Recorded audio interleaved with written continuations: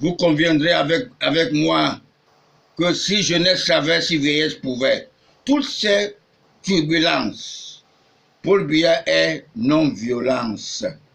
J'avais même répondu à l'homosexuel Patrice Nouma, un journaleux, que Paul Biya ne peut pas tuer une poule. Tous ces déstabilisateurs tapis dans l'ombre, de l'intérieur du Cameroun ou de l'extérieur, trompent notre opinion internationale et même les opinions internationaux pour encourager le départ de Paul Biya, parce qu'il est un handicap pour ces donneurs de leçons, pour la politique des grands électeurs.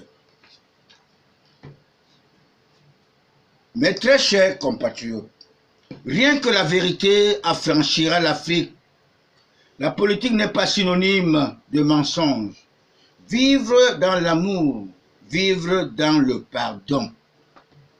À ma qualité de politologue spirituel, patriarche Nebel Congo, président fondateur de COTRAC, le seul soutien inconditionnel de mon candidat naturel, Paul Biya, devenu par sa persévérance, Abel d'Afrique.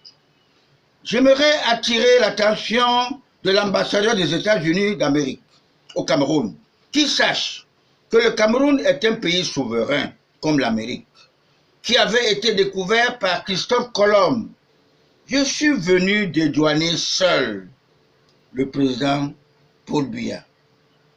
Je suis son soutien inconditionnel. Le Cameroun n'a pas besoin de la tenance par effusion de sang. Je vous refuse de considérer notre champion toute catégorie Paul Biya de tyran, alors que son pouvoir avait été confisqué par Cayenne d'Afrique, par vous, Martin Belinga Iboutou, durant plus de 36 ans, sous la supervision des fils du fragmation Dr Louis-Paul Ojola, le parrain de notre tout premier chef de l'État, Amadou Ahidjo, l'homme du code noir français, qui n'était pas camerounais de souche, qui n'était même pas camerounais. Le président Paul Biya ne s'éternise pas au pouvoir, mais il risquerait d'avoir mal au cœur, comme le diplomate Fragmation Tibor, le parrain de Kamto Maurice, professeur agrégé, de voir le Cameroun bradé au profit des donneurs de leçons.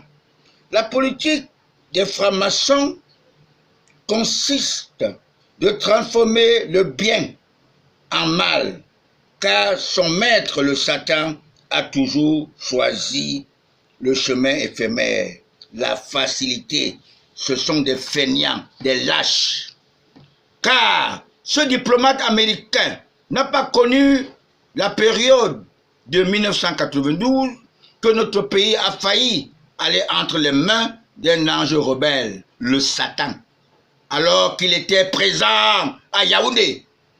Mes très chers compatriotes, la décentralisation qui avait été soumise depuis 1996 ne sera plus boycottée par les anti-Biya. Elle serait effective, car j'ai été inspiré par les bons anges de Dieu d'Abraham, le père d'Ismaël et d'Isaac, pour mettre sur pied cette association apolitique COTRAC, qui avait été légalisée le 26 mai 2014,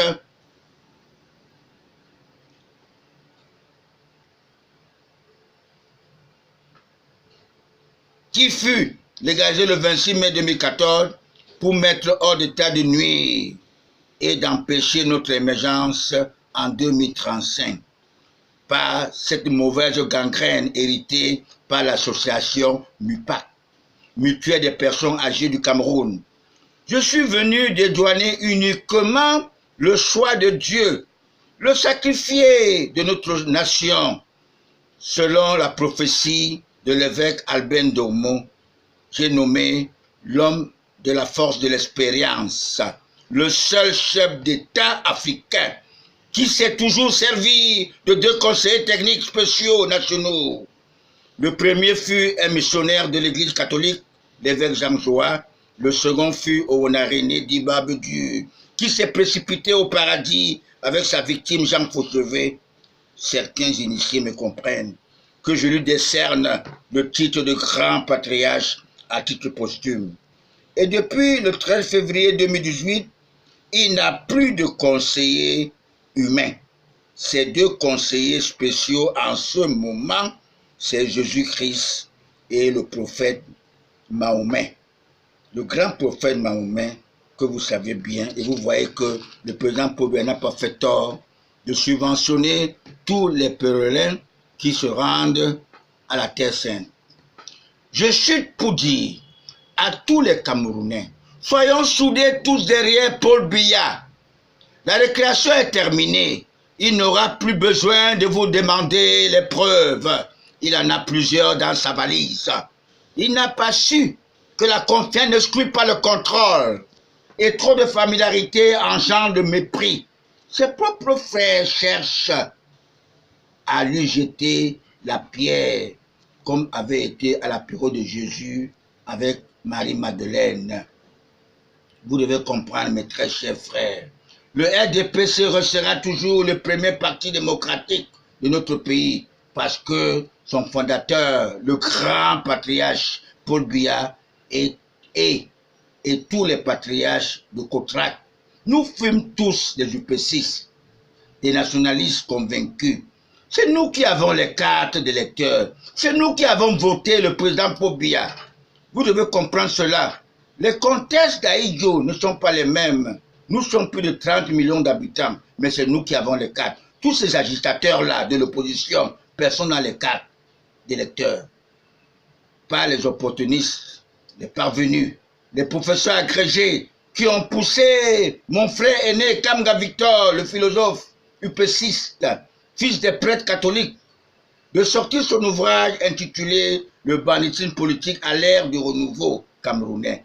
Il décède à 57 ans, car il n'a pas su que Paul Biya est le seul rescapé du parti unique, l'UC-UNC. C'est quand il devient Premier ministre qu'on l'impose dans l'UNC.